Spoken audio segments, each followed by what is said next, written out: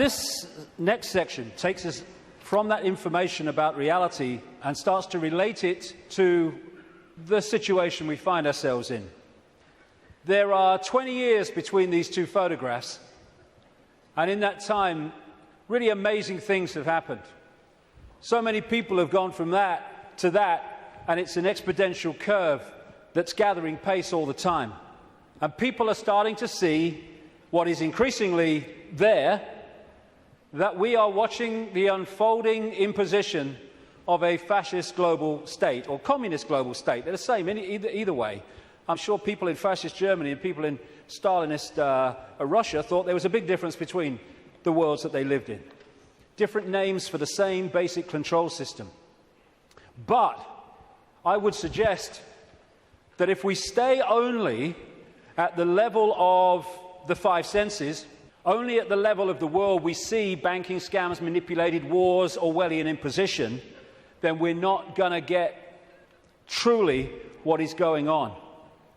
Because I say this, look at it.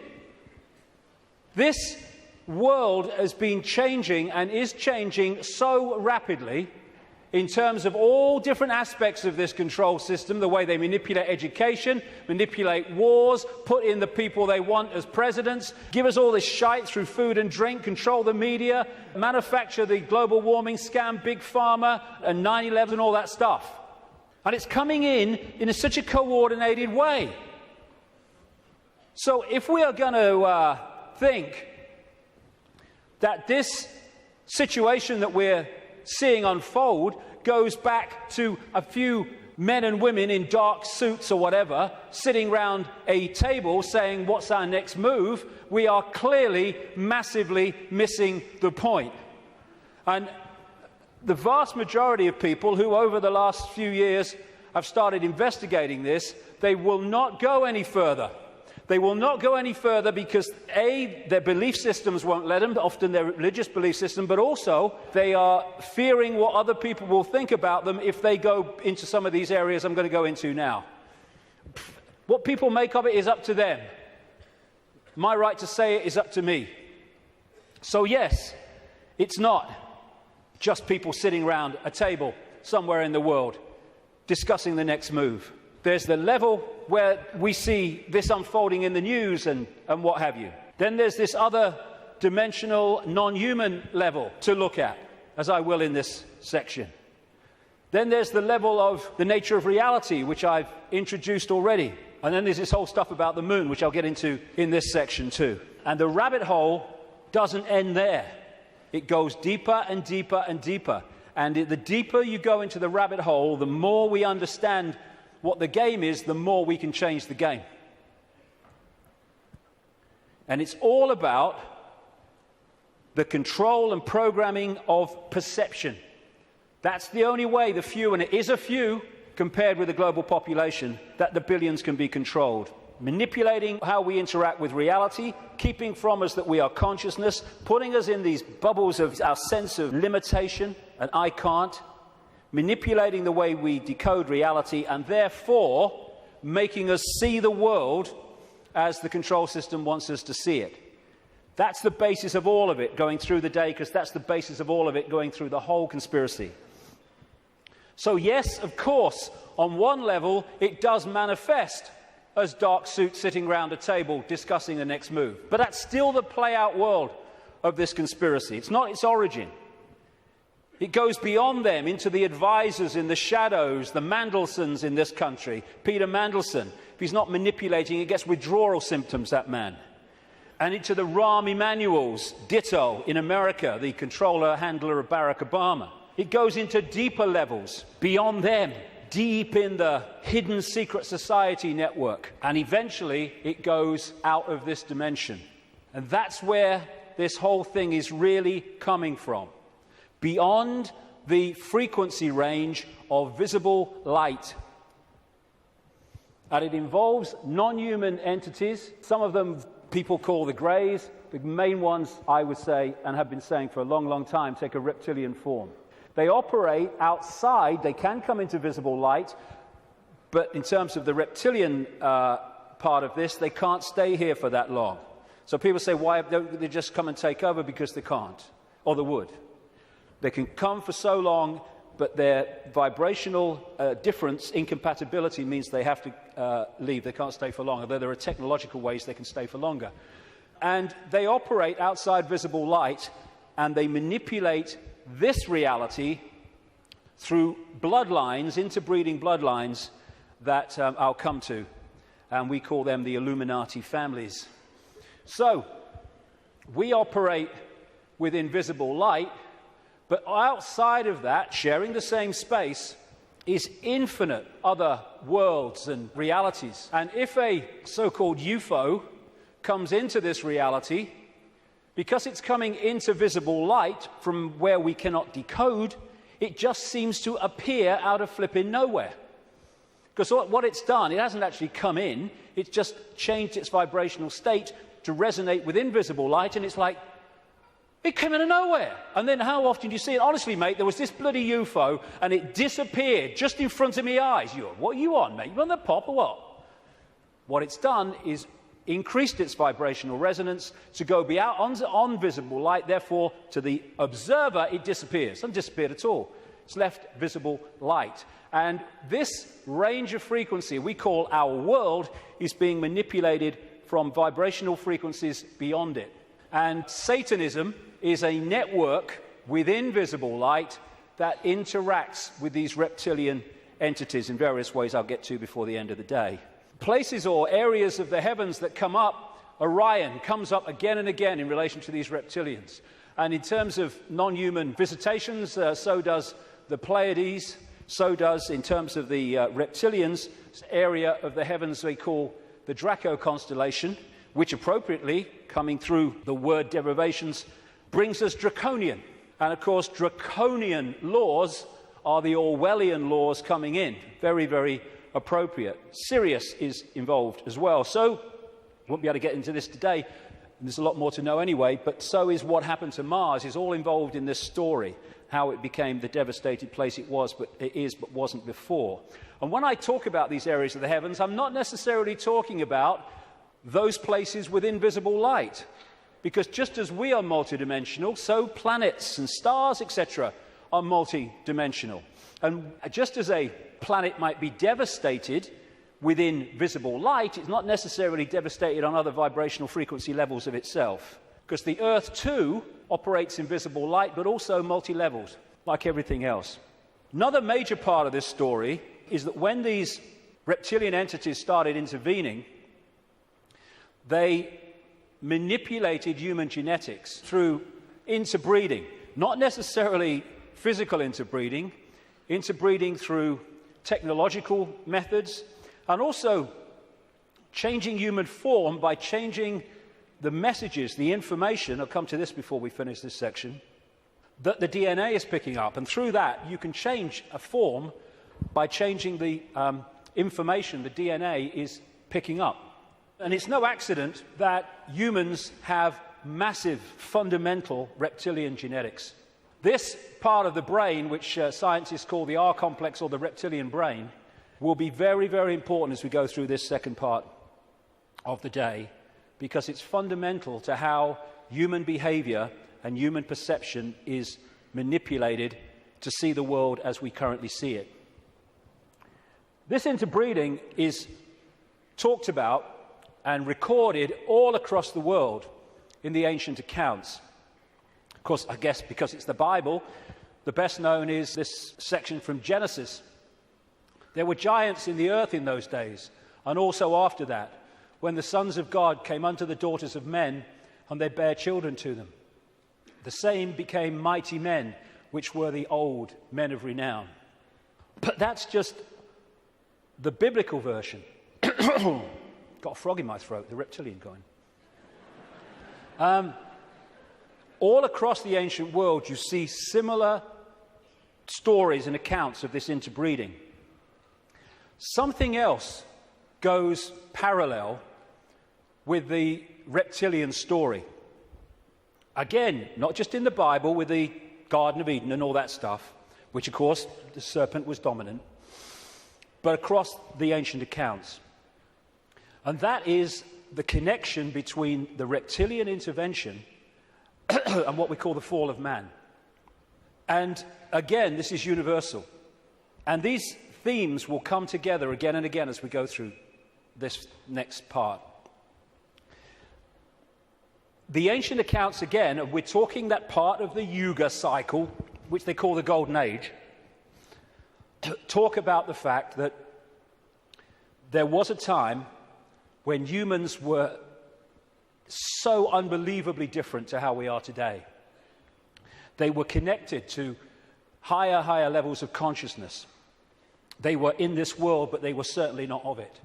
They were capable of incredible feats, and they lived what we would call impossible lengths of time in terms of age. And then there was a sudden change, the fall of man, as it was called. What I call this is the schism.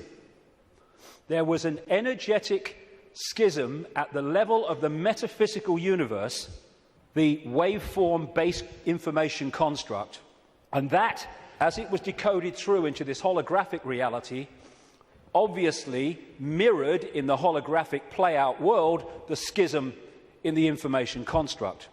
And this is a portrayal of that, a symbolic portrayal of that.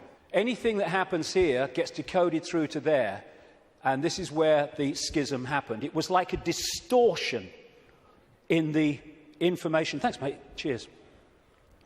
You put the gin in, right? It was a distortion in the base information construct, and I'll be coming to how that happened. There were many consequences for this, and one of them was there wasn't just a schism in the energetic level of the world itself. There was a schism was passed through into human personalities. We became distorted also from the magnificence and harmony that we were before. And we went from that to this. And we're now at the point where we're coming out of that. And there was also genetic manipulation to stop us accessing ranges of frequency that we did before. This is a major reason, not the only reason, but it is a major reason why scientists call 95% of human DNA junk DNA, because they don't know what it does. This is the reason, not the only reason, but a major reason why we only use a fraction of our brain's capacity. This is why billions of cells in that bridge, the corpus callosum, don't seem to be doing anything. They've been switched off.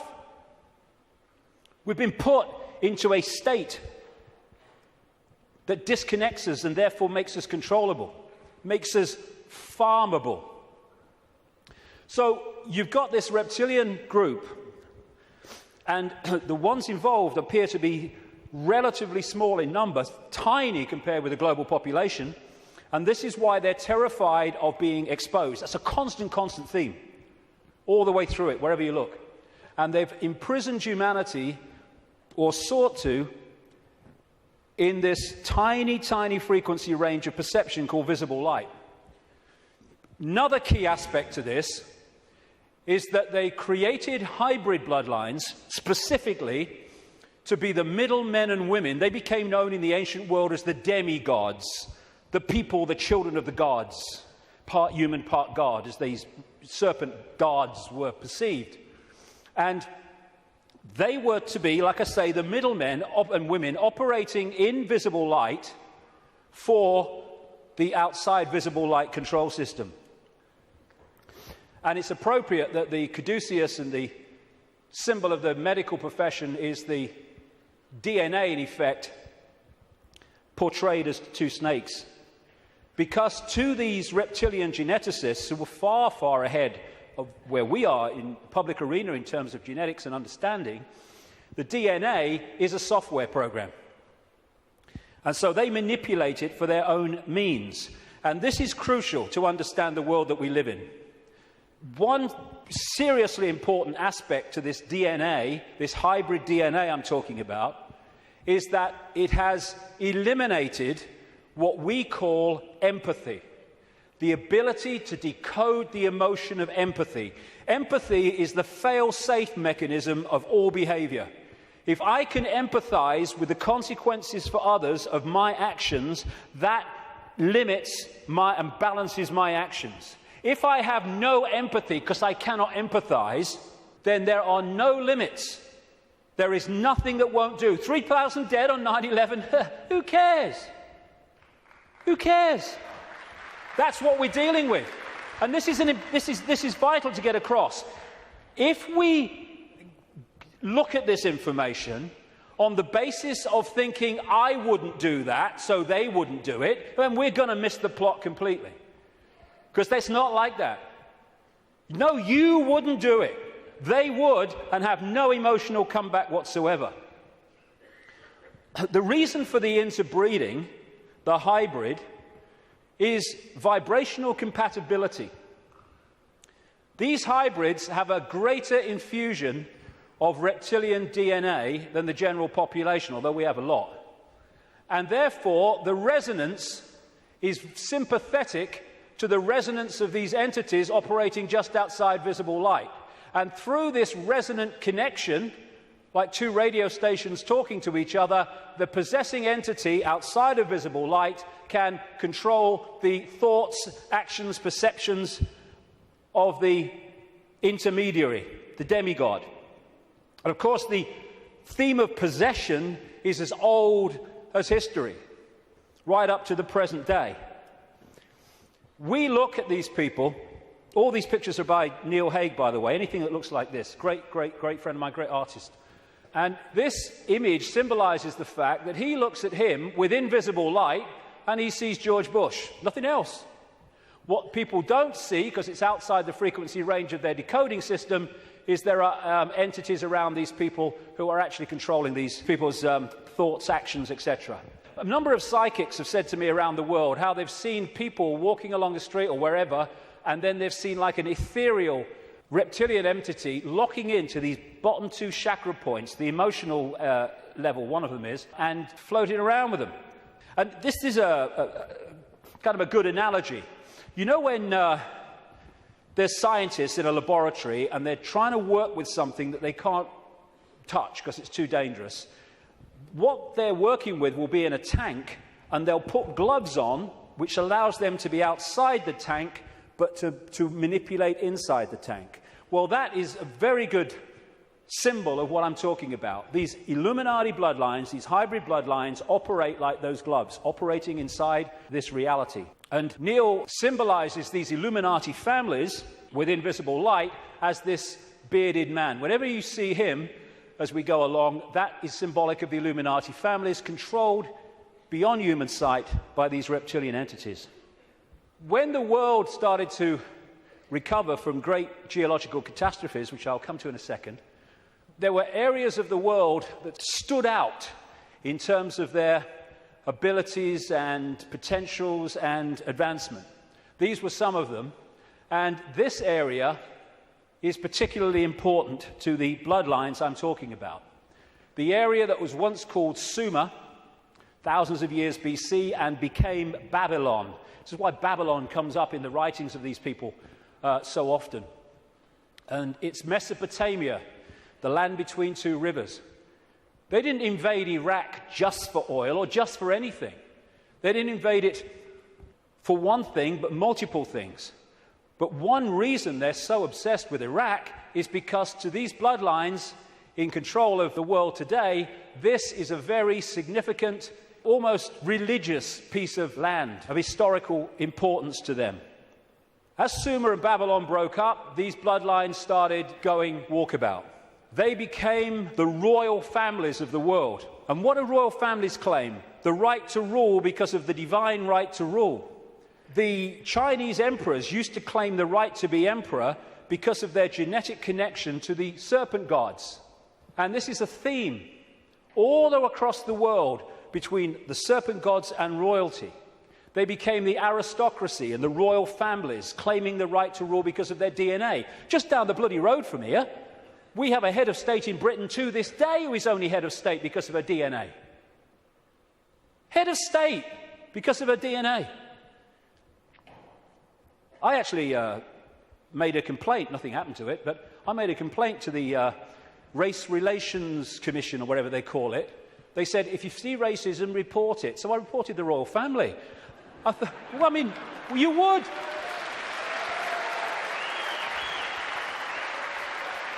You would.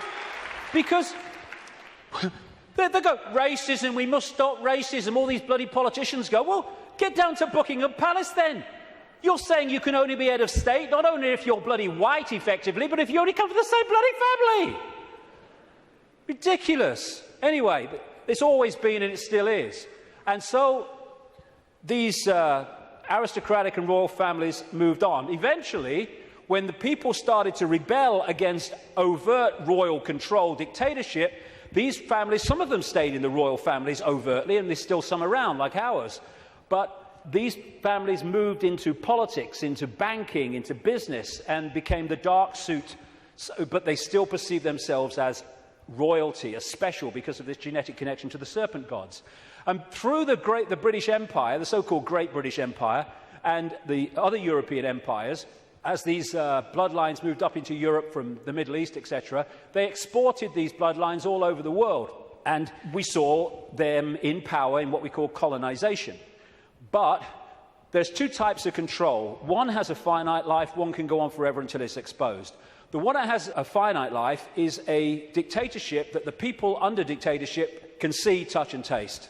Communism, fascism, apartheid. People know where they stand, and eventually, therefore, they will rebel against it because they know what they're dealing with. The greatest form of control is a control you can't see. Prison without the bars. You can't see the bars because you'll just sit there. People do not rebel against not being free when they think they are. And that's the idea of replacing the colony control with another kind of control called freedom.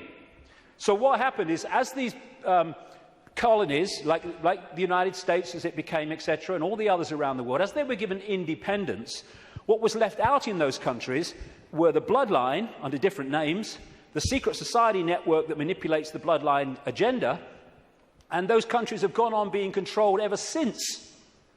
But because they have the ability to have a vote every 4 or 5 years, they don't realize they live in a tyranny. And that's how it works, the prison without the bars. And until it's exposed, it'll go on forever. And so these kind of people, especially the Rothschilds, they are major, major players in this. They are the middlemen for the manipulation of this reality from these entities mostly outside of this reality. And what they've created is like a global transnational corporation. What you have with a corporation is you have a headquarters somewhere in the world, and then in each country you have subsidiary companies of that headquarters, that central point. And all the subsidiaries in the world carry out the policy of the central point. Well, what these Illuminati hybrid family networks have done is create exactly the same, but instead of companies, they are secret society networks. So you've got the center of the web in Europe, for historical reasons, at operational level anyway, places like London, not the British government, the secret society centre in London. In Rome is another one, the Roman Church, Rome, and other points in Europe. And then in each country, you have families from the network in those countries whose job it is to run the networks that control that country's business, banking, politics, media, all of it. And so what you have is, from this central point in Europe, the centre of the web, all these different places and countries all over the world then impose on their country what is being dictated here. And that's why, as I travel around the world, I see the same things being introduced in different countries at the same time, overwhelmingly justified by the same excuses. It's all a global network. It can be symbolized too as a web, like I say, with the Rothschilds real close to the spider, and all these different strands on the web are different secret societies, different semi-secret societies, transnational corporations, and all the rest of it.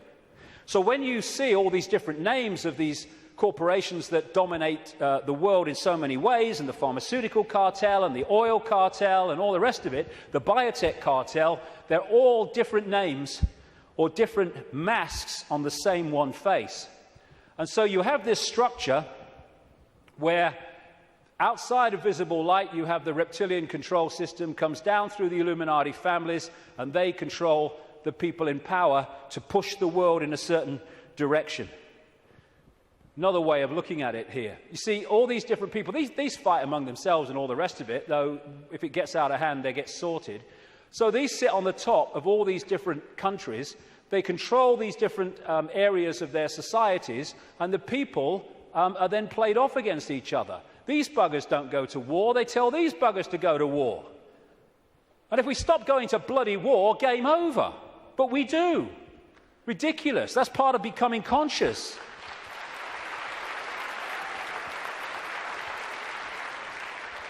So these people are just pawns in a game, in a way, genetic pawns in a game. They're just kind of shells to play out this agenda with invisible light. I mean, some batches are better than others, of course.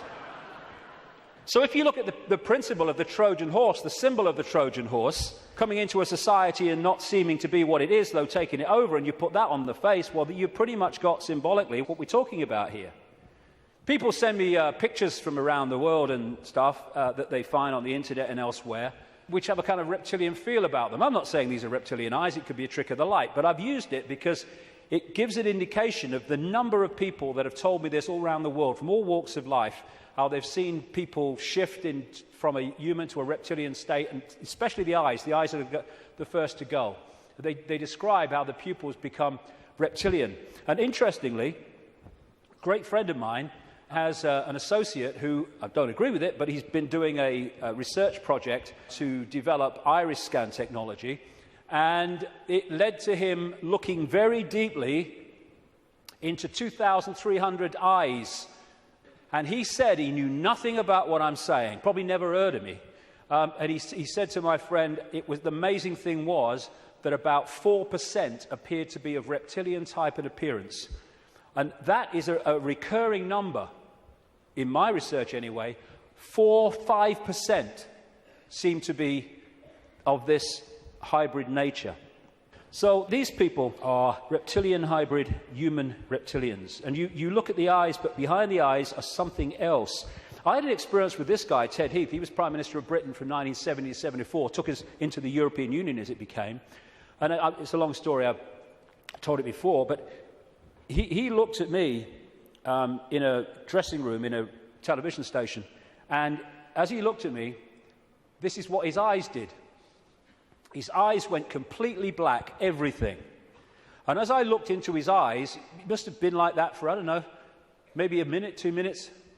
And as I looked into his eyes, I said at the time, it was like looking into two black holes, because you couldn't make eye contact because there was no contact.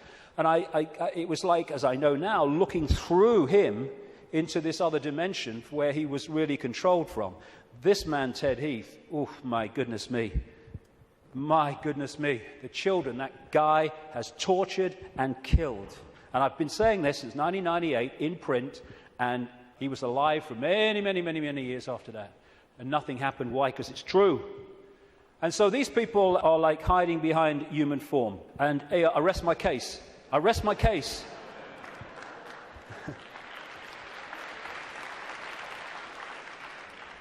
Ooh, you look tasty.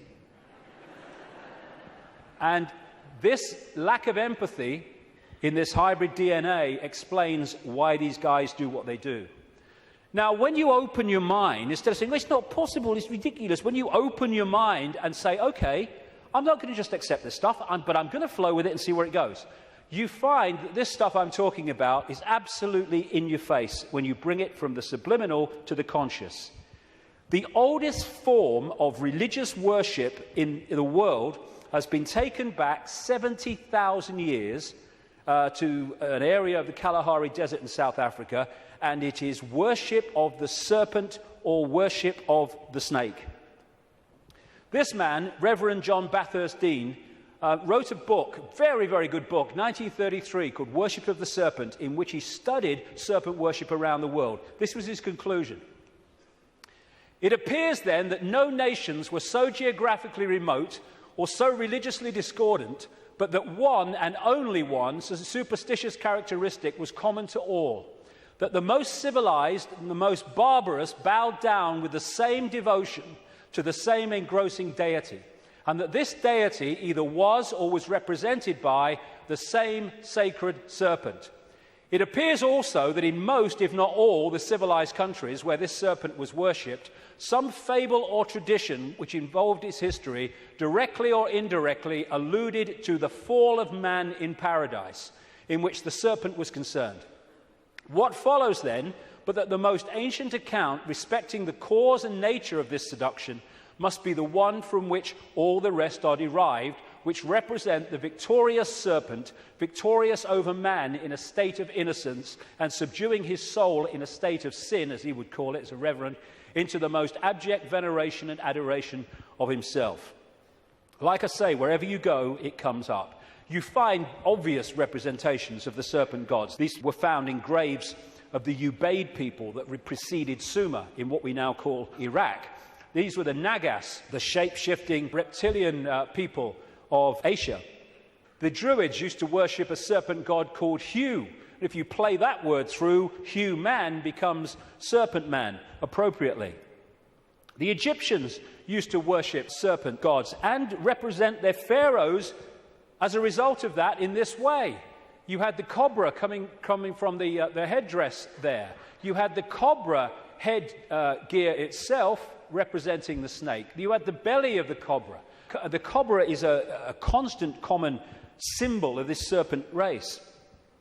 In Central America, you had Quetzalcoatl, the feathered serpent god, and the Mayan version of it was Kukulkan in places like Chichen Itza. Of course, right across Asia, Japan, China, etc., the very most dominant symbol of that part of the world is the dragon, which comes from this worship of the serpent gods. Folklore is full of serpent stories and what have you. When I first met Credo Mutwa, a long time ago now, he contacted me when I was going around South Africa, this Zulu shaman, the official historian of the Zulu nation, because he'd read in a book called The Biggest Secret that I'd introduced this reptilian stuff for the first time. And he said, Mr. David, how do you know? How do you know about the Chitahuri? And I didn't know about the Chitahuri. Tell me. And he told me the story of African history where the Chitahuri, which translates as children of the serpent or children of the python, had taken over the world in the very same way that other parts of the ancient world described it. This is a painting that he did of one type of this Chitahuri from ancient and modern accounts.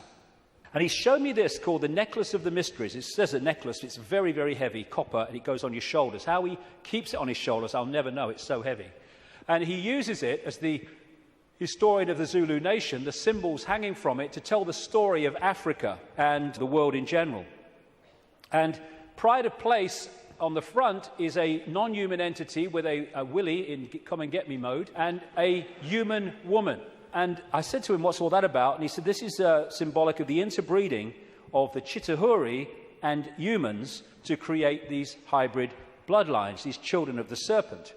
And then I asked him, oh, by the way, that's copper now, but in the original, and this Necklace of the Mysteries, by the way, is mentioned in accounts 500 years old, and Credo reckons it's about 1,000 years old, and it has a flying saucer on it, very clearly, a flying saucer hanging from it, which the storytelling says that's how the Chitahuri came here. Anyway, this is copper now, but it used to be gold. Someone stole it, and they couldn't afford to put gold back, and that takes us to North Africa and Egypt, and the base story of the Egyptian myths, and that's the golden penis of Osiris, which all relates into this golden bloodline, this special bloodline. And when I said to Credo, why is it not reptilian, he said, because the Chitahuri, and this is a theme I've found all over the place, the Chitahuri said you must not portray us as we really are. Some people did, most people didn't. They had to do it symbolically, so they made it absolutely, obviously not human, but not reptilian for fear of the consequences. And when I was writing the new book, Human Race, Get Off Your Knees, I came across a work in progress, I think it's finished now, by a man called Pierre Sabac, and he was producing a book called The Murder of Reality. And Pierre Sabac spent 7 years nearly pouring through dictionaries. He's crazy about words and derivatives, pouring through dictionaries and what have you, of all these different peoples and different languages and different eras. And he put together the fact that the language, the very language, if you follow the derivatives back from the language we use now and their origins, where the words came from, tell the story of this reptilian serpent god race taking over humanity, and also how they used to symbolize this race for reasons I've just said, not as they really were, but as eagles, as hawks, as owls, as angels. If you take the word angel back to its origin in Sabak's research, you get a word meaning snake or serpent. And so we have the eagle on so many countries' flags and logos, including the United States most famously. You have the owls, invariably with the goddess of Babylon, Semiramis or Ishtar. You have the story of the angels, especially the theme of the fallen angels, representing this reptilian race and interbreeding with humanity. And you have Horus, the son of God of Egypt, the virgin-born son, represented as a hawk, again with the reptilian imagery. This seraphim, one of the hierarchy of angels in Christian and Hebrew Jewish belief, seraphim word means snake or serpent, if you take it back to its origin. You have the flying serpent disc, which is widely used in the ancient world. And another thing that they did was they symbolized the heavens as the upper ocean. We have the ocean that we have, obviously, and then you had the upper ocean, which was the heavens. And so they talked about the gods and the serpent gods coming in their heavenly boats through the upper ocean. And so you have a lot of marine symbolism, which doesn't relate to the sea, it relates to the upper ocean. And it's reading this. These bloodlines were known in the ancient world under different symbols and different codes, like children from heaven and earth, and children of the gods, children of the sky. And another big symbol of these gods, these serpent gods, were the Watchers. They were called the Watchers. This is widely found. And that's why there's an eye, as Credo Mutua confirmed, on that hand, on the necklace of the mysteries. That's the Watchers, that's the serpent gods. And that's why we have the eye on top of the pyramid, the all-seeing eye on the dollar bill, and why that is a massive Illuminati symbol in the secret society network. They are the gods overseeing the pyramid of control. One way that they often symbolized these hybrid bloodlines in the ancient world was as part human, down to the bottom of the torso, and then the legs or the bottom part being a snake. You come across this a great deal when you research this stuff. This is all symbolic of this half-human, half-snake symbolism. Over and over and over again you see it. And the cobra, like I say, is very much a common symbol of these serpent gods, as is fighting the serpent gods and battles with them. Even the word Messiah comes from Mesa, the Nile crocodile, which they use the oil from the Nile crocodile to anoint the pharaohs. And even today in the British coronation ceremony, they symbolize that as part of our own ceremony appropriately. In the Bible, the devil is symbolized or described in reptilian terms. The old serpent called the devil and Satan, who deceiveth the whole world. He was cast out into the earth, and his angels were cast out with him. Fallen angels, again, the recurring theme. All these folk tales about kissing frogs and turning into princes, and invariably you get reptilian themes, all part of the same story.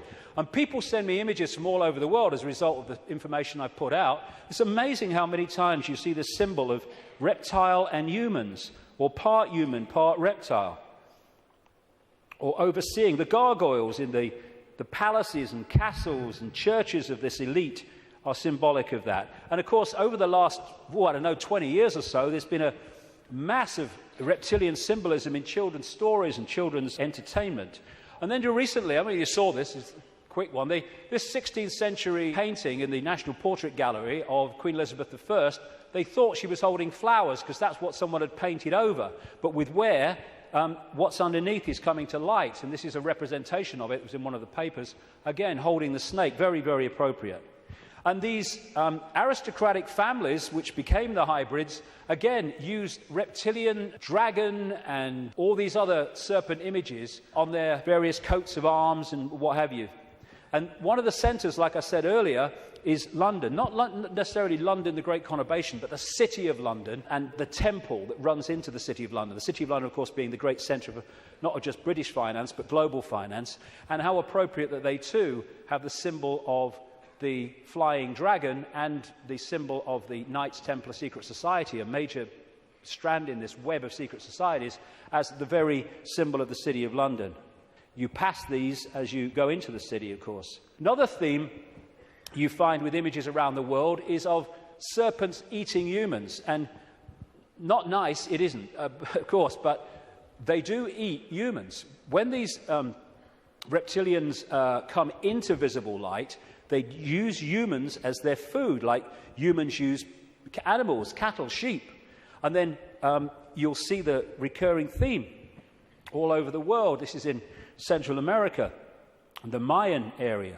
This is a painting by Credo Mutwa from South African myths of the serpent gods, the Chitauri, eating humans. And this is Alfa Romeo. What's it doing there? What's it bloody doing there? Same thing. And in the garden of one of the palaces, or whatever you call them, mansions of Silvio Berlusconi in Italy, the leader and one of the world's most corrupt men, is, again, the same image. And outside of visible light, they feed off human energy, human emotion, especially, only low vibrational emotion, because that's all they can really access. And so they have to keep humans in a state of mental and emotional suppression so that we keep feeding out this energy, which they then absorb. And that will become relevant in the next section when I get into why paedophilia is so widespread among this elite. Because energy changes with the emotions we give out. When we give out love, it's a certain wavelength. When we give out hate, it's a very different wavelength. And the friend of mine in Japan has become very well known for taking water, his name's Mr. Emoto, taking water, putting it in a container, and then he'll put words of love or hate or whatever on the side of it, because when you write a word, that word may seem in the decoded realm as a word you can see and read, but in the vibrational realm, it represents a vibration. If you could see the vibration of writing the word hate to writing the word love, it would be dramatic. In fact, you're looking at it. Because what happens is, after he's put the word on the side of the water, he then freezes the water really, really fast. I've seen his laboratory where he does it. And then he photographs the crystals. This is the crystal from a water that had love and appreciation written on it. This is the crystal that had hate written on the side of the water. And he's done whole books about this stuff with all these pictures in it. And this is the energy that these entities absorb when they're outside of visible light, which is most of the time. And therefore, they have to keep us in a state that keeps producing that. All this vampire stuff, because they drink human blood with invisible light because it carries the human genetic code and allows them to hold their vibrational compatibility with this reality for longer before they have to get the hell out of it. That's why they drink so much blood. And then there's this thing about shape-shifting, where, I've had a lot of, laughter and ridicule. So what's bloody new about this? And people say, well, you can't go from a solid body to a solid body and back again. And I'm saying, do you know? I agree with you. Of course you can't. But that's not what's happening, because there is no solid body. It's all happening as a decoding system. There is no solidity. So what shape-shifting is you have a situation like this, and the front dominating from our perception of observation energy field is the human one. So we look at George Bush or somebody, and we see a human. But sometimes, especially at times of high emotion, this shift can happen where the reptilian field comes forward. And as it does so, becomes the dominant one, often briefly, the observer now starts decoding that. And then it shifts back, and you start decoding this. And To the observer, decoding that shift, creating the holographic reality in their head, which is where everything happens, to their observation, someone's gone from a human to a reptilian and then back to human again.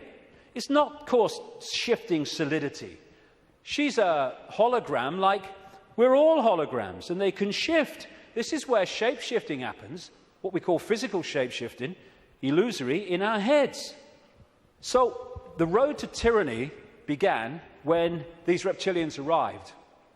Before that, like I say, the world was very different. The golden age, the time when humans were just extraordinary before the suppression.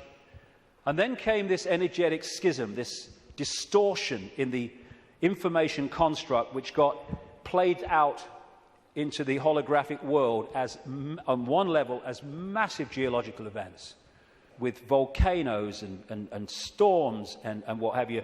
And, of course, symbolized by Noah and the Great Flood, though there have been many of these, not just one. And Noah is simply a biblical version of much, much older stories that tell exactly the same story of how the earth turned over, how there was a massive flood, tidal waves, what we call today tsunamis, how there were great geological catastrophes and upheavals, and basically the world was, certainly the society that went before, was destroyed. It was a blank sheet of paper. And in this distortion, humans lost the power of the connection they had to higher levels of awareness. And this happened. We went from being part of the field, knowingly so, and to being taken over and suppressed by this reptilian race. Because once the blank sheet of paper was created by the geological catastrophe, and why that happened I'll come to not very long from now, the earth started to settle down, and when it settled down, then everything started to be rebuilt, but in a very, very different, much lower level than it was before. And there was the genetic manipulation too. And in China, unlike most other countries, you can't access vast tracts of the internet because the computer system has been firewalled off to stop Chinese people accessing that area of the internet that the authorities don't want them to see. What happened as a part of this intervention, I kind of mentioned it a little earlier, is that human genetics were manipulated to do exactly the same to us, to firewall off us from the level of reality that we could access before.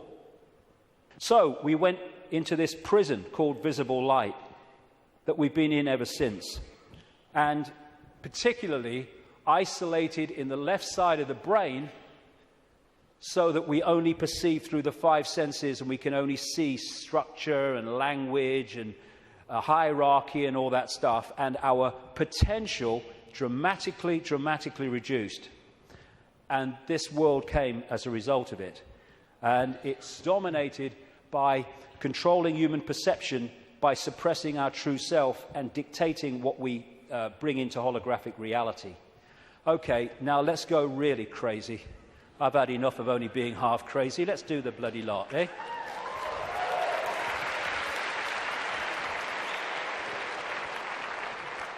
What I want to say before I go into this is this. One of the most profound ways that people are controlled is to limit their sense of possibility. Your sense of possibility becomes your sense of what is possible. Now, that's an obvious thing, and it's a truism, but often we miss what's in front of our eyes. In other words, if you can program a sense of what's possible and make it narrow and incredibly limited, then when people come along and say, this is going on, these people say, you're bloody mad, that's not possible. Listen, no, you don't believe it's possible. Talking to some of the insiders that I have over the years, and talking to other people who've done the same, there is a feeling among some of them that these entities, technologically, and I keep emphasizing, there's not that many of them compared with humans, and so therefore they have to keep out of sight, and that's one of the reasons, the major reason they want to cull the global population, because it's out of hand from their point of view. Well, stick around, it's going to be out of hand a bit more very soon. But they reckon, some of them, that this technology that these people are working with, these entities are working with, is like 10,000 years ahead of where we are. But that's a bit of a misnomer, because there's a line, like a Rubicon, of awareness of how reality works. And when you're this side of it, you are in a state of tremendous limitation. But once you cross it, by realizing the nature of reality that I've been talking about today, suddenly you can move very fast in terms of your ability and your potential and all the rest of it. But while we're here, they reckon they're about 10,000 years ahead. So we're dealing not with what we can do, but with what very advanced technological entities will do. Not spiritually advanced, intellectually, technologically advanced. What happened was that I was writing this latest book, and I sat down one morning.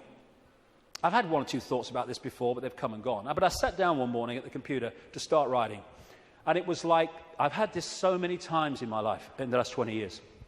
It was like an energy field descends upon me, and suddenly I just knew the moon was not what it seems to be.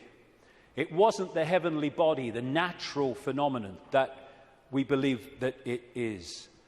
And from that moment, information started to come to me in the five-sense world, pointing to exactly that. Again, we come back to that line 20 years ago. Knowledge will be put into his mind, and at other times he will be led to knowledge. This combination has been constantly repeating, and it gets more and more powerful. First, I get an insight out of nowhere. The moon's not real. Where's that come from?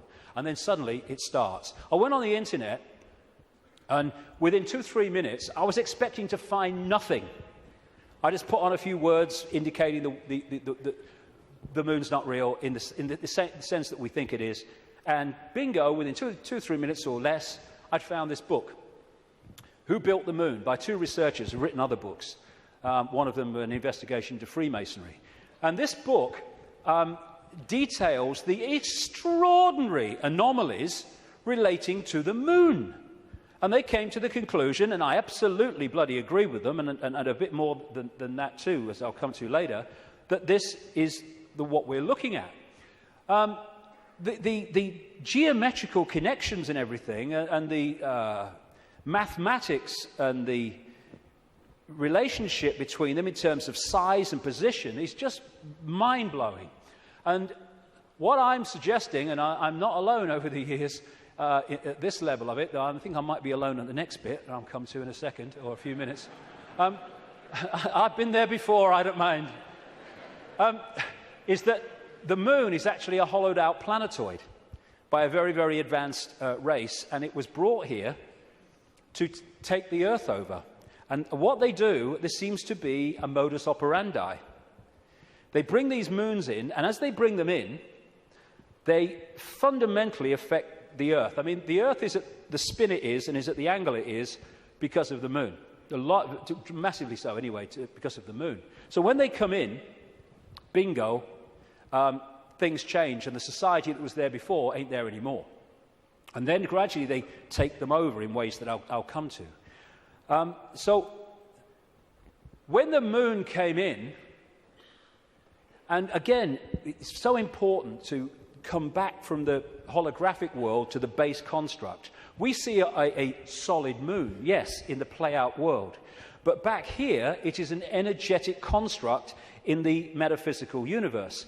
And as it came in, and other things that happened, which I talk about in the book, it created this distortion in the information construct of the waveform information base of this universe.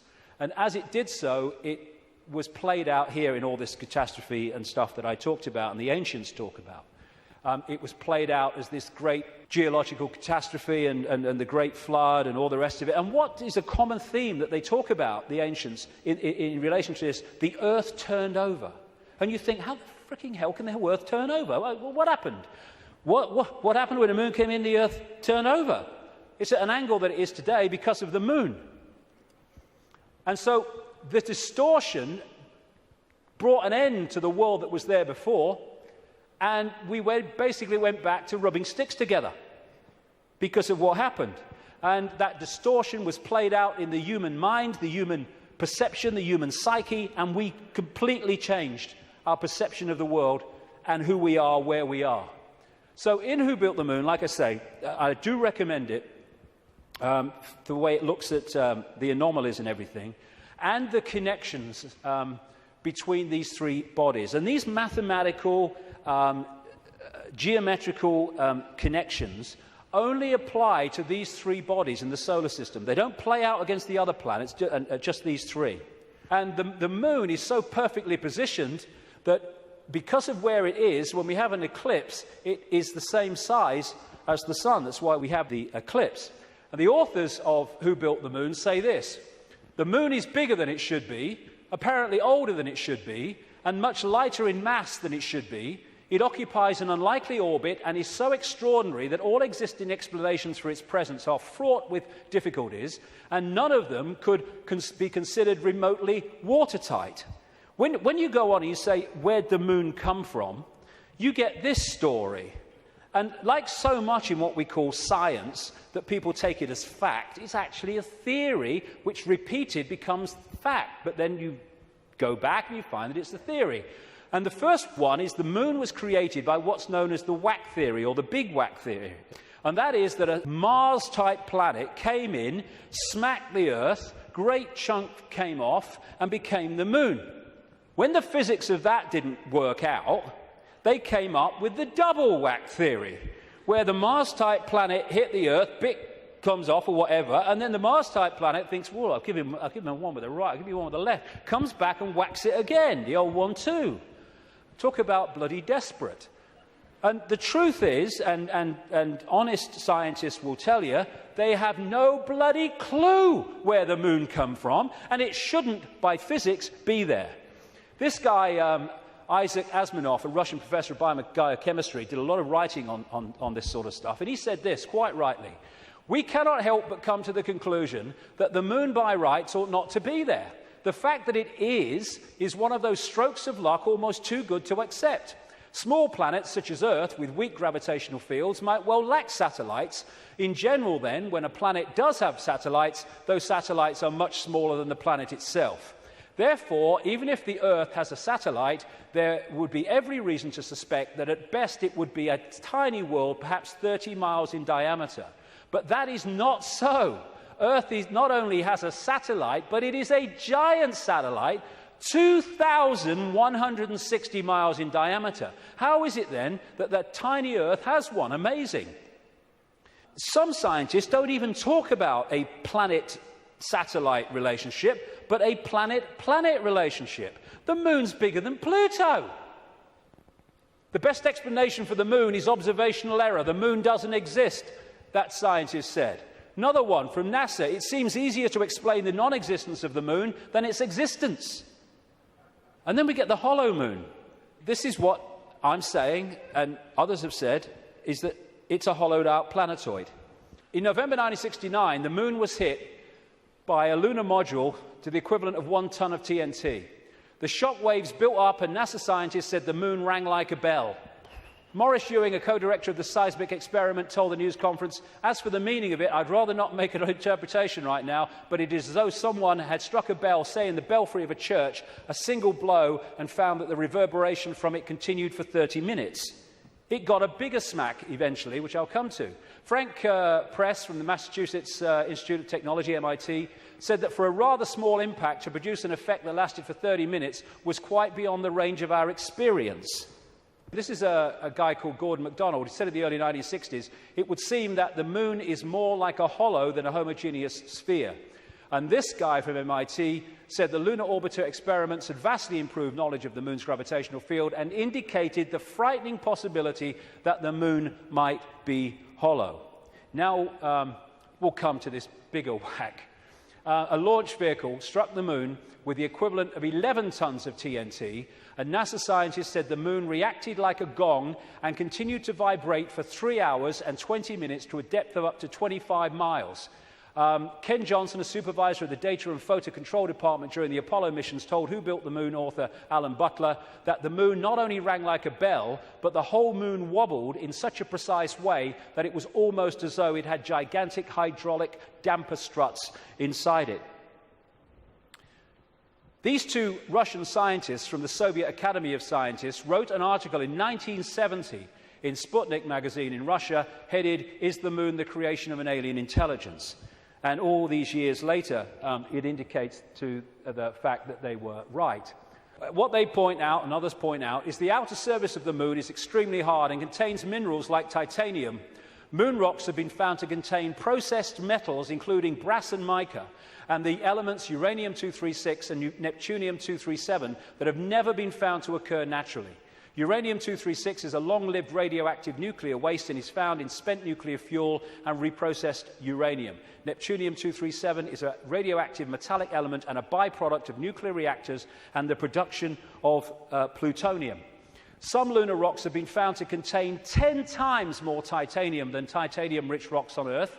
Titanium is used in supersonic jets, deep-diving submarines, and spacecraft. Dr. Harold Urey, the winner of the Nobel Prize for Chemistry, said he was terribly puzzled by the rocks from the Moon, and in particular their titanium content. He said the samples were mind-blowers and that he could not account for the titanium. The two Russian scientists said in their article, if a material had to be devised to protect a giant artificial satellite from the unfavorable effects of temperature from the cosmic radiation and meteorite bombardment, the experts would probably have hit upon precisely these refractory metals. Refractory metals are incredibly resistant to heat and wear. In that case, is it not clear why lunar rock is such an extraordinarily poor heat conductor, a factor which so amazed the astronauts? Wasn't that what the designers of this super Sputnik of the Earth were after? From the engineer's point of view, this spaceship of ages long past, which we call the Moon, is superbly constructed. They say it's a hollowed-out planetoid, and they say if you're going to launch an artificial Sputnik, then it is advisable to make it hollow. At the same time, it would be naive to imagine that anyone capable of such a tremendous space project would be satisfied simply with some kind of giant empty chunk hurled into a near-Earth trajectory. It is more likely that what we have here is a very ancient spaceship, the interior of which was filled with fuel for the engines and materials and appliances for repair work, navigation instruments, observation equipment, and all manner of machinery. In other words, everything necessary to enable this caravel of the universe to serve as a Noah's Ark, appropriate, of intelligence, perhaps even as the home of a whole civilization, envisaging a prolonged thousands of millions of years existence and long wanderings through space, thousands of millions of miles. Naturally, the hull of such a spaceship must be super tough in order to stand up to the blows of meteorites and sharp fluctuations between extreme heat and extreme cold. Probably the shell is a double-layered affair. The basis is a dark armouring of about 20 miles in thickness, and outside of it some kind of more loosely packed covering, a thinner layer averaging about 3 miles. In certain areas where the lunar seas and craters are, the upper layer is quite thin, in some cases non-existent. And as this scientist said, the Moon is made inside out. In other words, what's on the outside should really be on the inside, and that supports the idea of a hollowed-out planetoid. So, when I started to put this together, and there's a lot more of this in the new book, I then called the oracle in South Africa, Credo Mutwa, and I found Zulu legends to be incredibly accurate with their symbolism. And this is the thing, symbolism. You get these anthropologists and people, they go around and they look at these shamans and these ancient stories, and they take the blooming things literally. Now, like I said earlier, we now have the tools which make it easier for us, because technology is mirroring reality, therefore we have the analogies. When these ancient stories were put together, they didn't have that. They had to try to get their point across in simple ways that people at that time could relate to. So they used symbolism. So when I read Arang Credo Mutwa, I didn't tell him anything that I'd put together or come across or thought. I just said to him, can you tell me any Zulu legends about the Moon?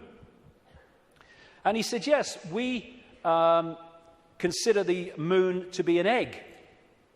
Now, when you take that literally, you say, the Moon's an egg, the anthropologists, the primitive people you know. But no, they symbolize it as an egg for a reason. And this is what he said.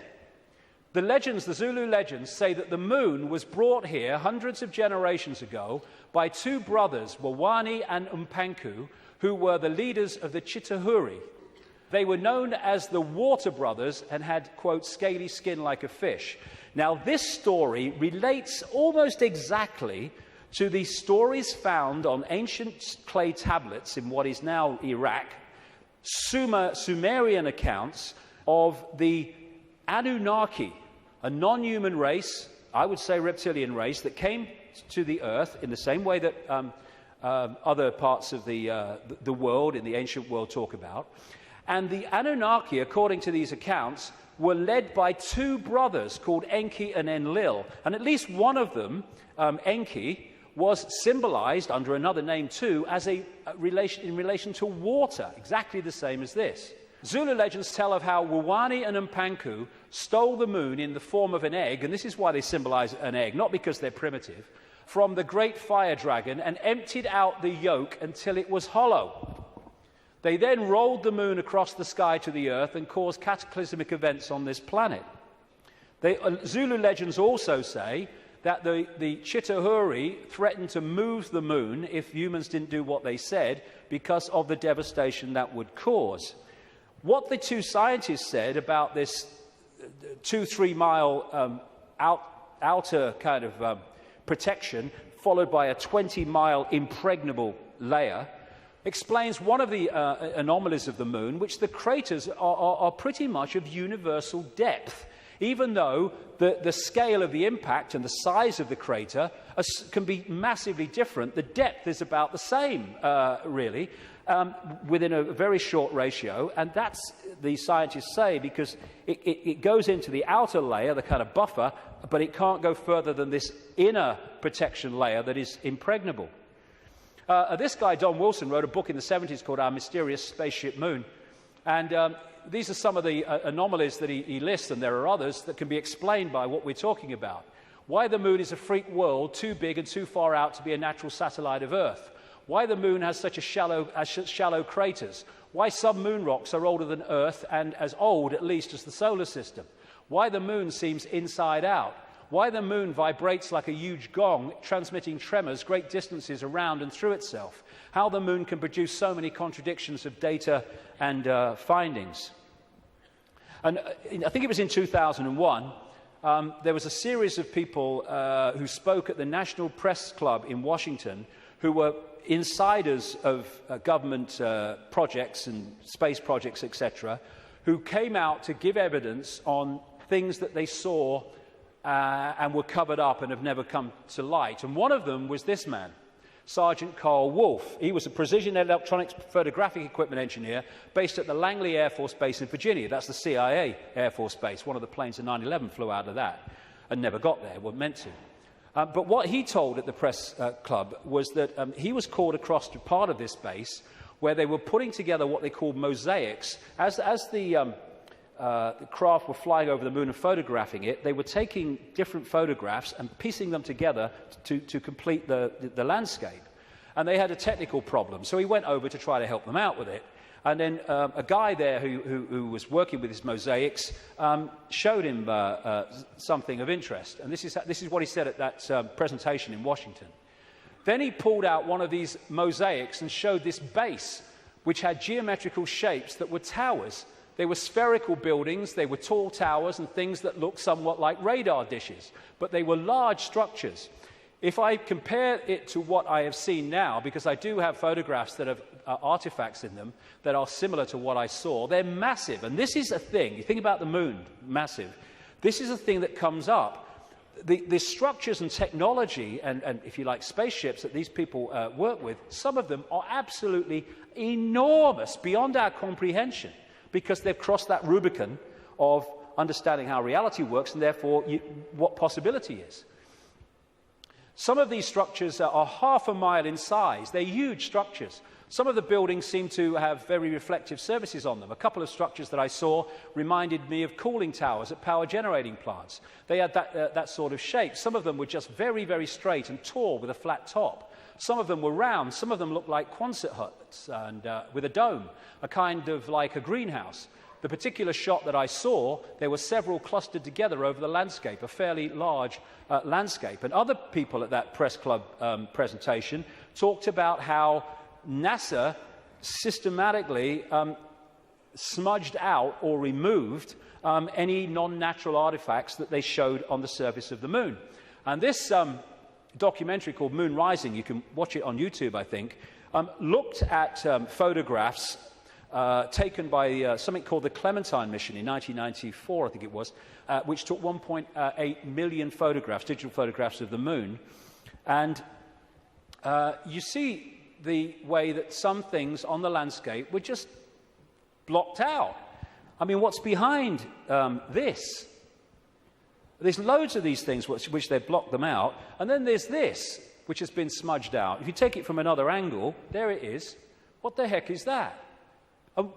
One of the kind of astounding things in this documentary is that they said they took this picture to a photographic expert who's worked with NASA, and he estimated that this was 10 times the size of Los Angeles.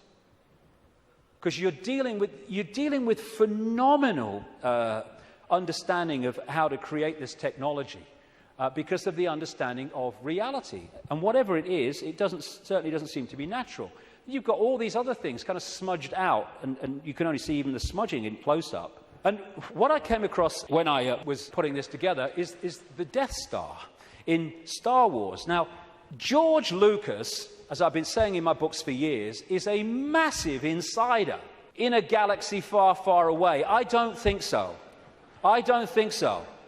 This is much closer to home. And, of course, in the Star Wars movies, the Death Star it looks very much, of course, like the moon, and it was constructed to move in on planets and take them over in the same bloody way that I'm talking about in relation to the moon, and there's more to know too.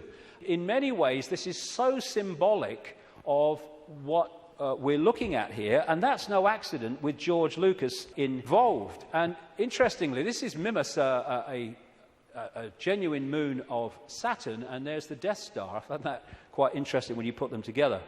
Anyway, there was also talk, and more recently there's been further talk in the last few weeks, that one of the moons of Mars, Phobos, is a hollowed-out asteroid. This guy said a long time ago, in '63, chief of applied mathematics at NASA, that Phobos might be a colossal base orbiting Mars, and like I say, that's come back into the debate that it could be. And again, one of the Star Trek episodes was about a hollowed-out planetoid that became, in effect, a spacecraft, a world, and inside it.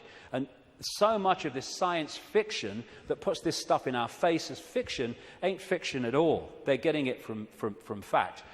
So, like I say, there's not just incredible synchronicity in mathematics and size and position between these three bodies, but as the authors of Who Built the Moon point out, there's great synchronicity between things like Stonehenge and other megalithic structures and these three bodies, particularly the moon. And one of the things they point out is that the measurement, which a guy called Alexander Thom came up with, an engineer who studied all these sites in Britain and Europe, like Stonehenge, called the megalithic yard, which is a kind of a certain length. And he said that all these major, especially Stonehenge and things like that, broke down into these megalithic yard mathematics. And what the authors of this book are saying is that the moon breaks down to the same mathematics, which is what they say. This all seemed very odd. The megalithic structures that were built across Western Europe were frequently used to observe the movements of the sun and the moon.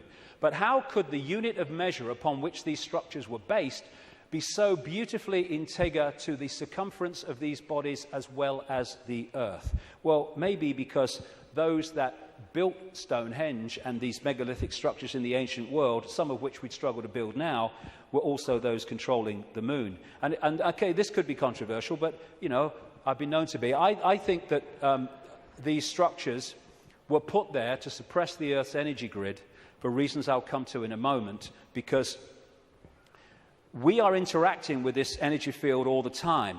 And how do you control all the fish at once? You control the sea they're swimming in. And the way to control humanity and suppress humanity is to suppress the energy field and the energy and information available in that field that we can access. And these fantastic structures were not done by humans alone, let's say that. Now this is where I am probably alone for the moment. I don't think I will be forever, but there you go. When I was, I do this more in detail in the book, but I'm trying to connect dots here. What I came across when I was putting all this together, again, was something I've termed the moon matrix. The first section today is absolutely crucial to understanding how this can work.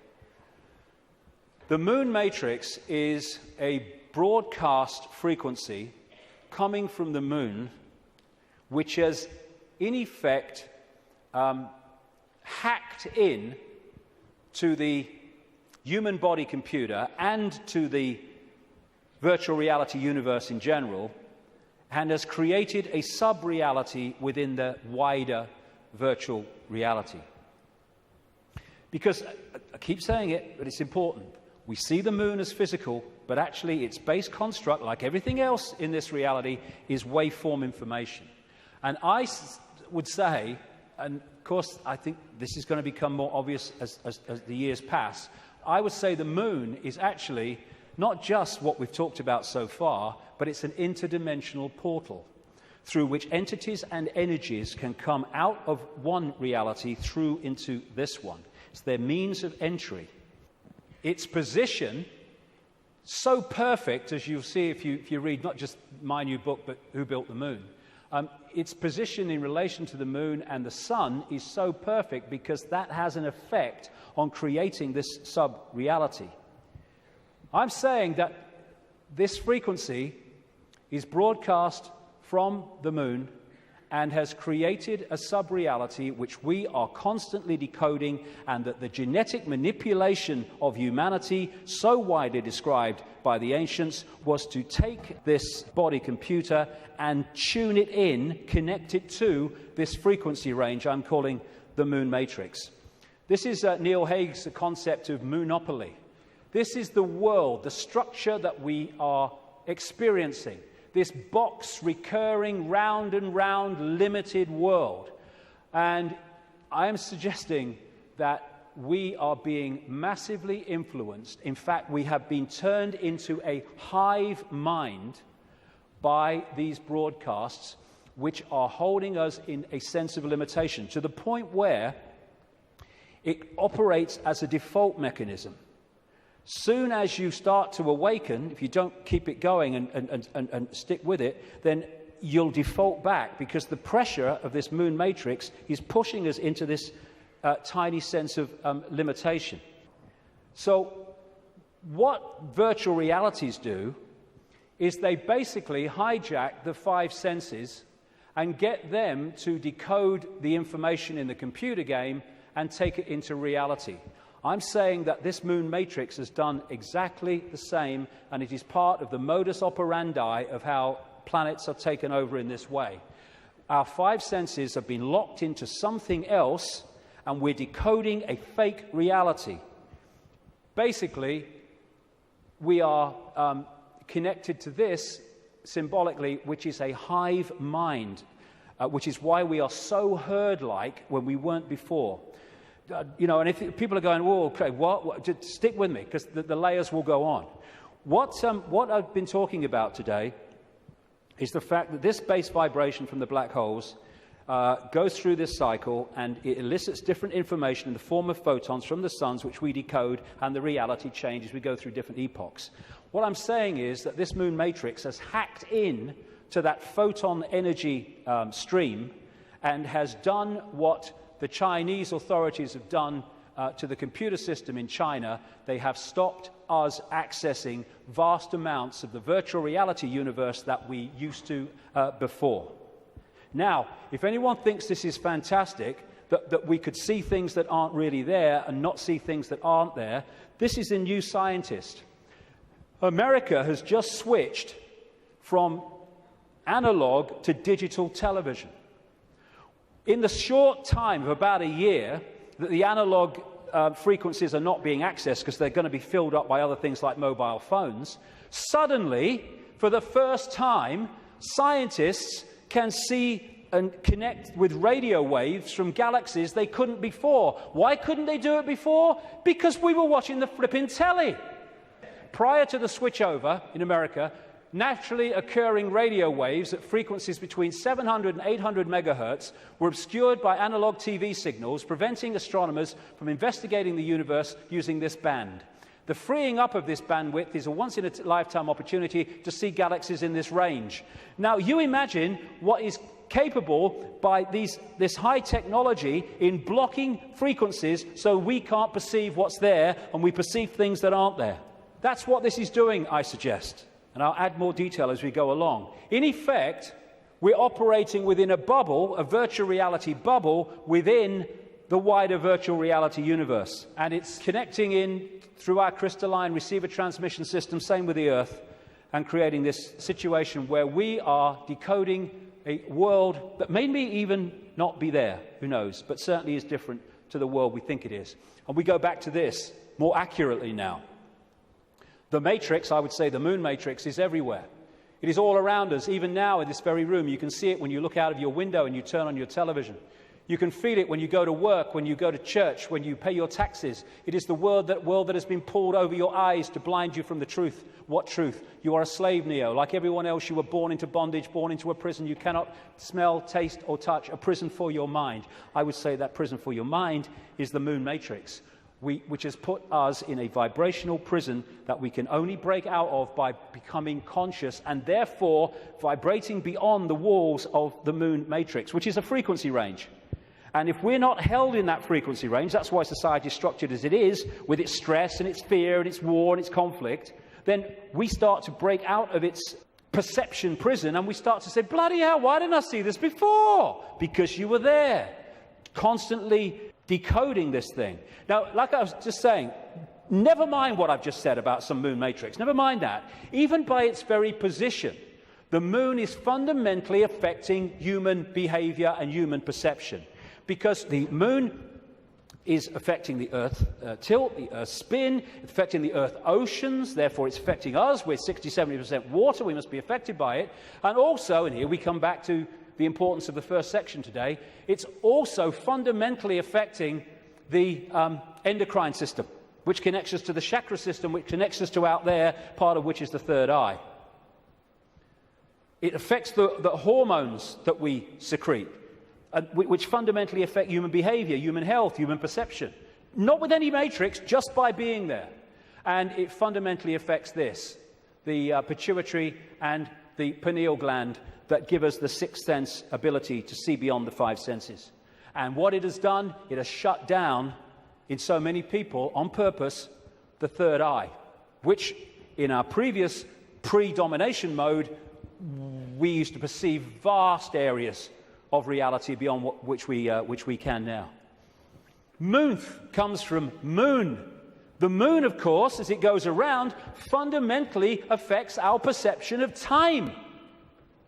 We have moons because of the moon. It's a monarchy. It's a hybrid monarchy. And one of the major ways they control us, seems to be a modus operandi again, is money, controlled by the Rothschilds. Now, I saw a film some years ago called They Live. It was a B-movie, and it was not just produced and directed. He wrote the music, every bloody thing, by a guy called John Carpenter. You follow John Carpenter's movie-making history, and you will see that he bloody knows a great deal. He'll say he doesn't, he bloody knows a great deal. He does movies and horrors and Satanism and all this stuff, and he did this movie called They Live, and I thought it was very symbolically accurate when I first saw it, but now it's unbelievably accurate. For those who haven't seen it, you go on YouTube, put John Carpenter They Live in, you can see it in sections still today. The story was this. It was set in the future, but the future was about now, because it was a few years ago now. There was a massive economic depression, and this guy comes along with his tools on his back. He's walking around America trying to find a job in the building industry. He gets a short-term one at this building site. At the end of the day, one of the other builders said, "Do you have anywhere to stay?" Because there's a massive economic depression. People are living in tent cities and corrugated iron makeshift villages on wasteland. Exactly what's happening in America now, incidentally. And he's now have nowhere to stay. So anyway, he goes back with him to stay at this corrugated iron tent little village thing on the wasteland. And he starts getting interested because there's things going on across the church, across the way, that seem very strange to him. And the villagers mocked up some kind of television in a kind of Heath Robinson way. And when they're watching the television, suddenly it breaks out of the main channel, and there's just a man's face on the screen saying, "They're here, they're controlling, you don't know," all that stuff. And then there's a police state raid on this village and on this church, and they bring the bulldozers in and the police and the helicopters, and they destroy the village. And this builder guy gets away, and he comes back, and he goes snooping around the church, and he finds some cardboard boxes. And he grabs one and runs into a back passage behind buildings, and he opens the box wondering what's in it. And there's sunglasses. And he's disappointed. Sunglasses? What are all these sunglasses in a church for? So he thinks, "Oh, I'll have one." He puts them in his pocket, throws the others away, walks off into the street. And that's where we pick him up. When he puts these sunglasses on, suddenly the world looks very, very different. It looks like this. He starts to realize that there are people that look human to his naked eye that are anything but human when he puts these sunglasses on. Not only that, where he's seeing adverts with his naked eye, drink Coca-Cola, holiday in Jamaica or whatever, what he can see with the glasses on is subliminal instructions: conform, stay asleep, consume, watch TV, submit, and all the rest of it. All on levels that he can't see. Other people who haven't got the glasses, they're interacting with various people, but he can see are not human. He looks at the president making a speech. He's not human when he looks at him through the glasses. Same with a number of people in law enforcement. Newsreaders were the same. And where it goes is that at the end of the movie, they realize that the reason that people cannot see without the glasses, what he can see, is because there is a frequency being transmitted from the top of a television tower, which is preventing the population seeing what they would normally see if that frequency wasn't being broadcast. And what they do is they break the broadcast frequency, they stop the dish working, and people are sitting in bars, and suddenly they can now see the guy next to them's not human. What a bloody laugh that would be, wouldn't it? And there's people out having sex and then realizing, "Hey, I didn't really come home with you." Tell you the funny thing, a lady in Canada told me this story happened to her. I spoke in Canada years ago now, and I met this lady. She was a power-dressing businesswoman, very of this world. But she'd had this experience, and she was shaking when she told me the story. She said that she got this boyfriend who had a dark side, she said, that he knew about and he was trying to deal with. And they come home, and they go into the bedroom, and there was a shelf at top of her bed, and standing there was the book, The Biggest Secret, which for the first time I introduced this reptilian thing. He then goes crazy, she said, when he sees the book. And he got her to throw it away. "Oh, what are you reading that rubbish for?" and all that stuff. Mind you, he's not alone in that. And then they start having sex, and he's kind of on top of her. And she said, "I had my hand on the bottom of his back, and suddenly he started getting very, very violent, and I started getting frightened." And she said, "Then my hand was pushed back." And she said, "I looked over his shoulder, and my hand had been pushed back by a tail. He sprouted a tail." She said, "I screamed, threw him off, and for a second or two in front of me, he was totally reptilian, and then morphed back to human and ran out of the house, never seen him again." But these bizarre stories that are bizarre to our reality, I've been told all over the world by people from all different walks of life, people in the Swiss banking system and all that stuff, all different kinds of people. So this frequency is that equivalent of that broadcast dish on the top of that TV tower, which was stopping those people in that movie seeing what they would normally see. Now, when we bring this down into the reptilian world, well, it gets interesting, because we live in a society that is an expression of the reptilian brain. This man, Carl Sagan, a cosmologist, very famous, he wrote a book called The Dragons of Eden, in which he was looking at the effect of reptilian genetics on human behavior. And he said you cannot, in effect, understand human behavior without understanding the reptilian aspect of all this. And we come back to what I mentioned earlier. This part of the brain, known as the reptilian brain or the R complex to scientists, is so fundamental to human behavior, as I'll explain in a second. And I'm saying that this genetic manipulation that the ancients talk about all over the world by the serpent gods locked us in to the moon matrix through the reptilian brain because it connects into the hive mind of the reptilian species in the moon. And this, like I say, fundamentally expresses itself as the world that we live in. And I'll come to that more in a second. Now, in the 60s, around that time, there's a guy called Carlos Castaneda who wrote books based on the teachings of a Central American shaman source called Don Juan Matus. Some people say Don Juan didn't exist. Some people say he did. Whatever, the words that were put into his mouth are just absolutely extraordinarily accurate. And I read this quote coming up after I put this stuff together that I've been talking about. This is what Don Juan Matus said in these books. We have a predator that came from the depth of the cosmos and took over the rule of our lives. Human beings and its prisoners. The predator is our lord and master. It has rendered us docile, helpless. If we want to protest, it suppresses our protest. If we want to act independently, it demands that we don't do so. Indeed, we are held prisoner. They took us over because we are food to them, and they squeeze us mercilessly because we are their sustenance. Just as we rear chickens in coops, the predators rear us in human coops, human eros. Therefore, their food is always available to them. Think for a moment and tell me how you would explain the contradictions between the intelligence of man the engineer and the stupidity of his systems of belief, or the stupidity of his contradictory behavior. Sorcerers believe that the predators have given us our systems of beliefs, our ideas of good and evil, our social mores. They are the ones who set up our dreams of success or failure. They have given us covetousness, greed, and cowardice. It is the predator who makes us complacent, routinary, and egomaniacal. In order to keep us obedient and meek and weak, the predators have engaged themselves in a stupendous maneuver. Stupendous, of course, from the point of view of a fighting strategist, a horrendous maneuver from the point of those who suffer it. They gave us their mind. The predator's mind is baroque, contradictory, morose, filled with the fear of being discovered any minute now. They gave us their mind. And that is how I suggest they've done it.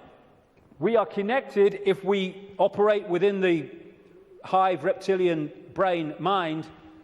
We are operating on a collective mind, which is pouring out this constant sense of anxiety, fear, worry, stress, because that keeps us within the confines of the frequency range of the moon matrix, i.e. attached to it, and it also elicits the emotional, low vibrational energy on which they feed.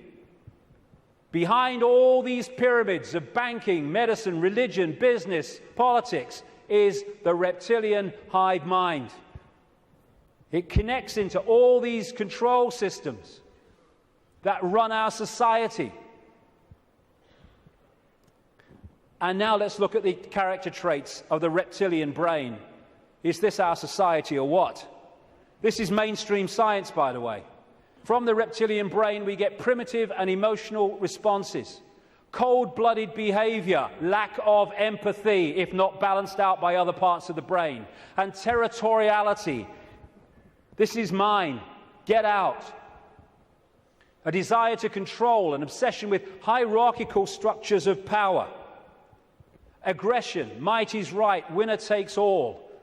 And it is dominating our sense of reality and our reaction and responses to events and other people. This is the word that sums up the reptilian brain: survival. It doesn't think, it hasn't got the ability to think, it reacts. That's why it can react so fast. There are good things about it. When you're driving along in your car and someone walks in front of you, what rams the anchors on immediately, without thinking, instantly, is the reptilian brain. But when that starts to impact on other parts of our behavior and our lives, then it becomes a very negative thing indeed.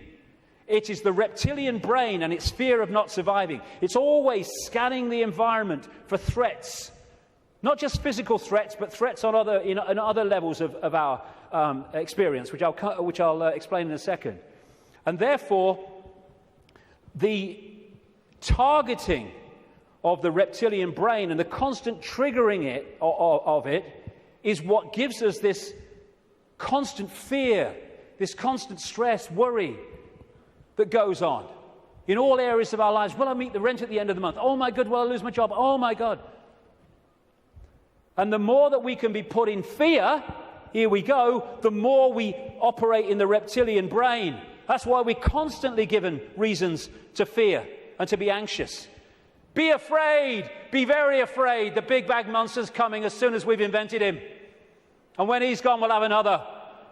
Terrorism! Ah! Global warming! Ah! Swine flu! Ah! The economy! Ah! I don't look like her! Ah! I don't look like him! Ah! Constant reasons to fear.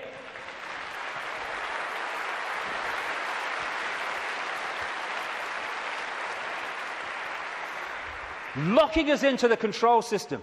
And it's not just physical survival. It's survival of status, of power, of reputation, superiority, intellectual preeminence. Acquiescence to a hierarchy and authority is another aspect of the reptilian brain. I know my place. And you know, when you put information out that challenges the status quo view of scientists and academics, they react vehemently. Why? Because the reptilian brain's kicked in. Survival of their reputation, survival of their belief system. When you put out information that challenges people's religious beliefs, not you're saying you're wrong and all that stuff, you're just saying here's some information, which if it's true, that can't be right. They vehemently attack you. Why? Because the reptilian brain's kicked in, because the belief system is in danger of not surviving. Fear of money. Money is fundamentally reptilian brain. Two polarities of it. One, fear of not surviving, fear of not having enough to pay the rent, to eat. And on the other hand, you can get so locked into the reptilian brain, and this is what the hybrid bloodlines do, that you equate survival with far more than is necessary to survive. So you get people, especially in these bloodline networks, who have got more money than they could spend in 100 lifetimes, but they get up with the sun every morning to go and earn bloody more. It's an obsession, it's an addiction, and it's connected to the reptilian brain, which fundamentally drives our perception of reality. Don Juan Matus again. I know that even now, though you never have suffered hunger, you have food anxiety, which is none other than the anxiety of the predator who fears that at any moment now its maneuver is going to be uncovered and food is going to be denied. Through the mind, which after all is their mind, the predators inject into the lives of human beings whatever is convenient for them, and they ensure in this manner a degree of security to act as a buffer against this fear. Sorcerers of ancient Mexico reasoned, here we go, that man must have been a complete being at one point, with stupendous insights, feats of awareness that are mythological legends nowadays. And then everything seems to disappear, and we now have a sedated man. What I'm saying is, what we have against us is not a simple predator. It is very smart and organized. It follows a methodical system to render us useless. Modus operandi, done it many times. Man, the magical being that he is destined to be, he's no longer magical. He is an average piece of meat. There are no more dreams for man, but the dreams of an animal who is being raised to be a piece of meat, trite, conventional, imbecilic. This is what becoming conscious brings us out of. Control of perception is the bottom line of this conspiracy. You know, I'm all for exposing 9/11s and banking scams and not engineered wars, but this is the bottom line. And if we miss it, then we're going round in circles and we'll get nowhere. Interestingly, the Zulu legends say that before the moon came, they used to worship the sun as female. And then everything changed. This change from perceiving the sun as female to worshipping it as male made possible the creation of warlike kings that took what they wanted by force. Everything changed when the perception of the sun changed. And the perception of the sun changed when the moon matrix kicked in and changed our perception of everything. And in so many ways, this Avatar movie, I'm not saying Cameron symbolized it like this, I'm saying what it symbolized to me.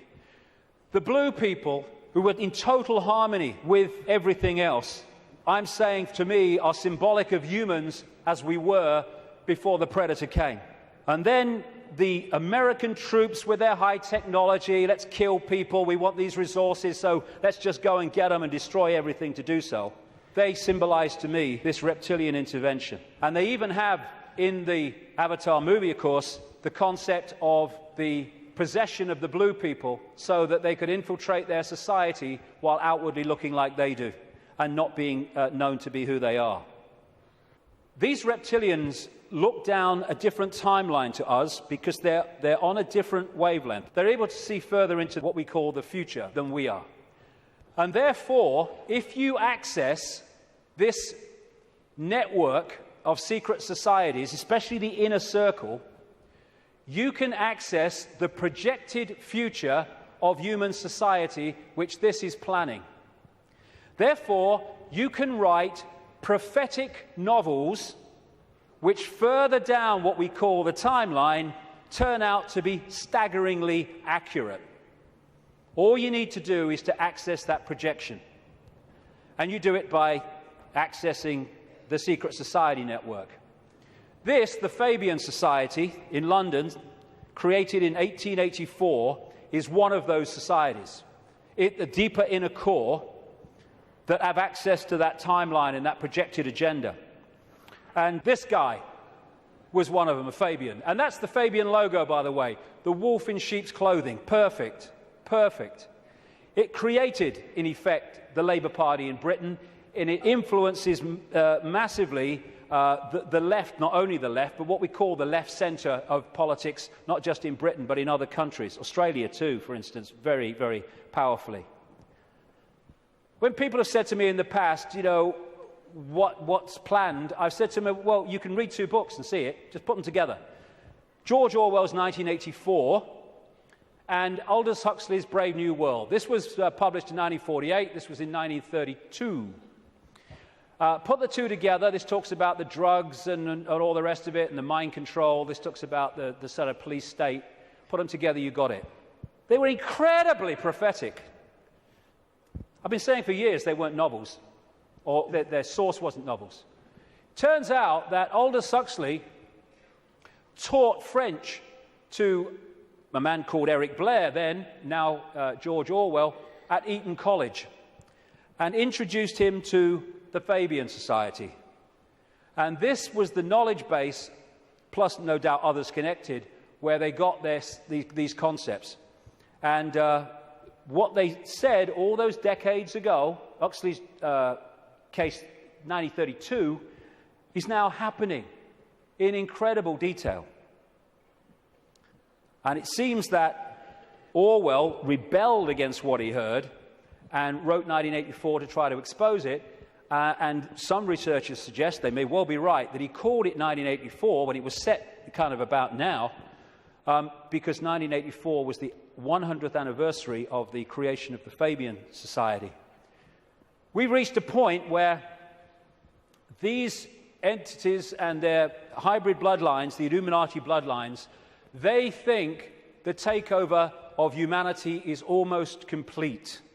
And when you look at it, it may seem to be that that's the case. They think the game is over. It's gone so far. They must be bloody joking. These people...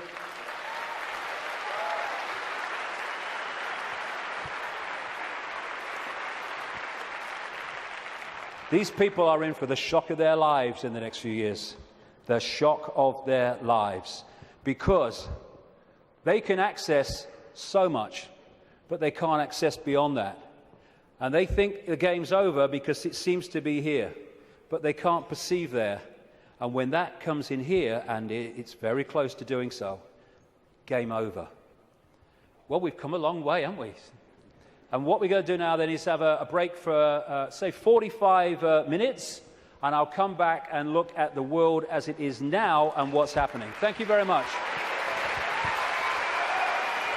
Thank you.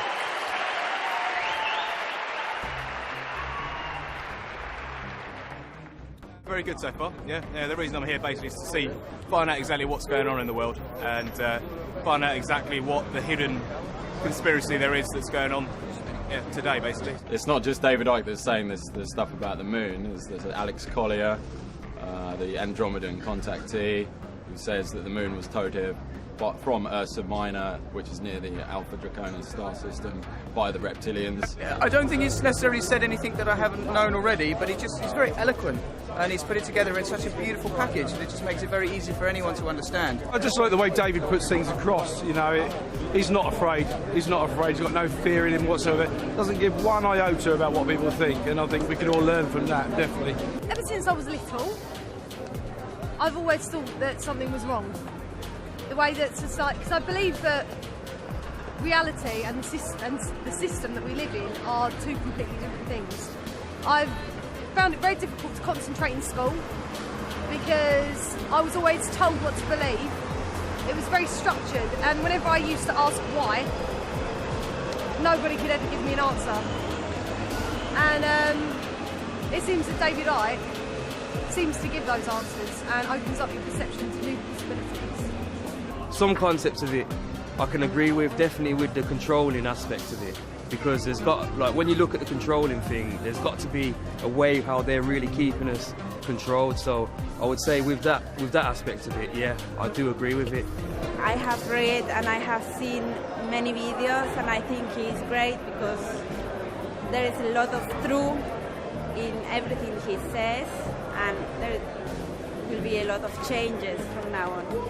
I admire what he's doing. I think he's got a lot of courage to step out and enlighten a lot of people about what's going on in the world that the majority of us don't really understand or know about. So I give him a thumbs up, really.